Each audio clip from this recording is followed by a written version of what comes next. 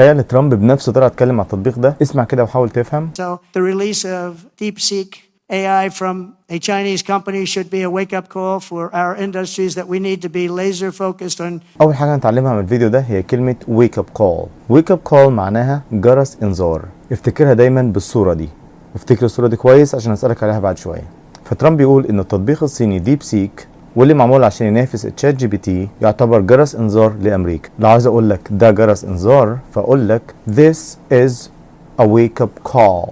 This is a wake-up call. إذا الصورة دي wake up call. الحاجة التانية هي كلمة laser focused.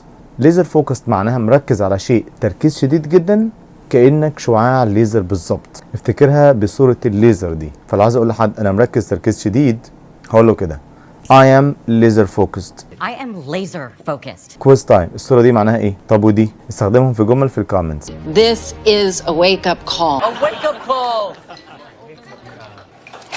Consider this a wake-up. It's a wake-up call. I am laser focused. Oh, I am laser focused.